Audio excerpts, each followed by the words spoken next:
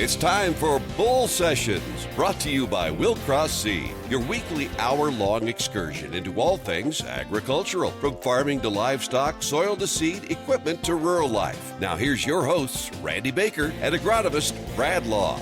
Good morning. We thank you for tuning in to KFEQ 680. This is a brand new show coming out called Bull Sessions. I'm Randy Baker. And I'm Brad Law. We work for Willcross Seed.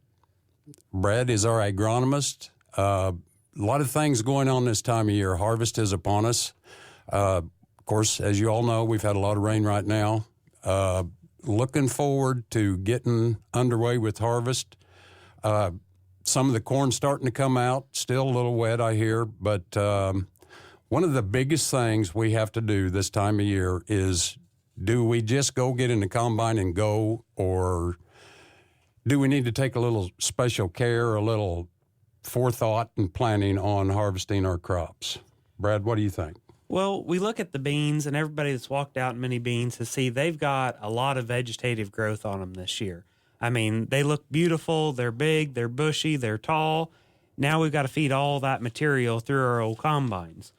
Well, you know, when we want that stuff feeding in, do we really want to sit there all fall and listen to it go womp, womp, womp for, 10, 12 hours a day, letting it feed in? Probably not. Okay, well, we got to start looking and say, okay, that's because it's not feeding in right. So we got to start looking at the front of the combine, and we're going to go through this machine from the front to the back and try to get it where we can have good luck when we're running, and we're not going to break down, and everything's just going to go smoothly, or as smooth as it can. So on that front of that combine, we're going to start looking at the platform head. Okay, on there we have our guards. We have our sickle. Do we want that sickle digging down in the dirt, or do we want it tilted up? Well, we want it tilted up just a little bit, but we want to get those bottom pods. Then we want to look at, is everything in good, we don't want stuff that's wore out. We want in good working order, and we want the everything on the combine at the front on that Cylinder? Not cylinder, the auger, to have all the fingers in the auger. Because, you can take one out, one's been knocked out from one night, you run a little bit late, and then happens again. The next thing you know, half the fingers are out of the auger. So we've got to take the time to make sure all those are in when we at least start the season. And you want all your fingers on your hand. Yes, and you got to, that brings up safety first. A good point about safety, because a little deal is my grandpa got one of his fingers in a little round baler when it had issues, and it got in on a belt. So we've got to be careful around machinery all the time, because it can happen just like that. But when she's feeding in good, it's going up that feeder house. Well, you ever run something that you didn't see out in a bean field? Maybe water was over an area, or the beans got tall and lodged and went down, and there was a stick or something out there, or maybe a rock. Randy, do you got any rocks on your farm? No, Brad, I don't. They're all gone. They're all gone. Yes. You got a good rock picking crew.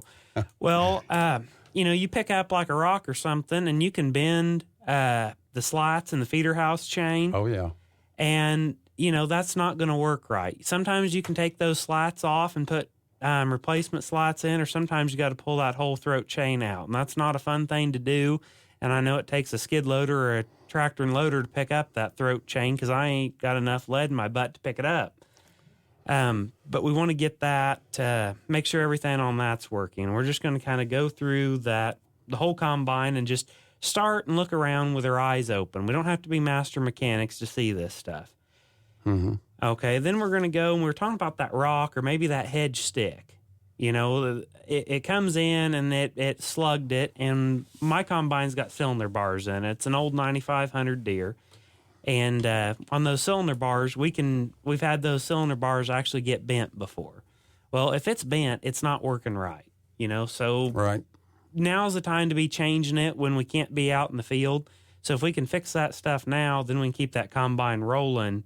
When it's time to be cutting beans, we can cut beans. Or if it's time to pick corn, we can pick corn. We're not sitting in the shed working on it. Good point. Good point.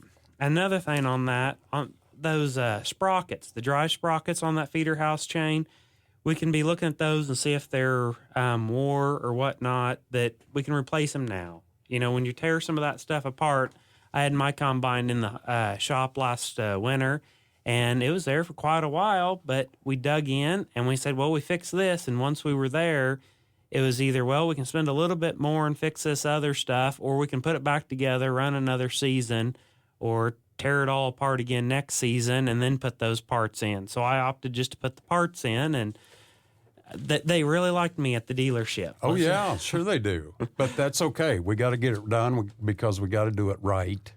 I don't know, maybe it's just me, but I've noticed in the field combines going maybe a little faster, I think, than what would be. I might have saw that on your farm, Brad, with you in the combine. You know how I feel about that. Well, they say speed kills, but sometimes you just got to beat the neighbor, Randy. That's the most important thing. If you can beat the neighbor done.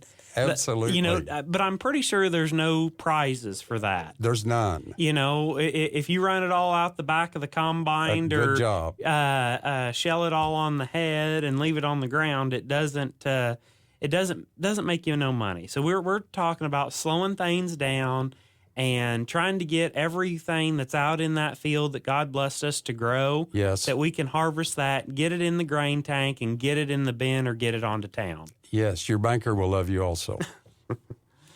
All right. So we were talking about cylinder bars, and on my green machine, it's got cylinder bars on it, and I run the silver ones. They're supposed to be better. I never had the others, so I can't say any different, but I like that thing, and she eats it good. Now, on the rotors, I've never ran a rotor, but, you know, if you've got it and it's an optimal working order and everything's right, it's at least you're headed out to the field good. As long as your machine is working right, a lot of those things, if everything is synchronized and everything's checked, blades are sharp, all combines can be good, correct? Yes. You're unbiased on color. You know, when we do our non-GMO food grade deal at the seed house, we've got guys that have old combines from the 70s that have beautiful looking beans. Yes, they do. We've got guys that have had newer machines with beautiful looking beans. We've had guys with the old machines or the new machines that have destroyed their soybeans. Yes. You know, we've got to take the time and tweak that machine to get it to work right. So for all of our listeners out here that's growing beans for seed, any difference in combine adjustments? It's time and patience. You know, if you're growing something for seed or for an export deal, whether with us or somebody else, you've got to earn that premium. You've got to slow down and pay attention and, you know, oh, wait a minute, this bean changed from, you know, 12 o'clock in the morning versus 5 o'clock in the afternoon. That field has changed. Do I need to slow something down? Do I need to tighten something up?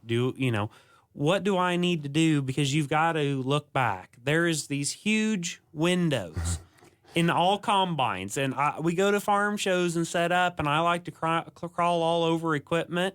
And every single one of them's got this big window where you can look back behind you. Oh, that's what that's for. Well, there's nothing there but grain. But, you know, it's very important to look and see. You know, and even, you know, you run a hopper, and I still stop and dump at the truck. I don't unload on the go.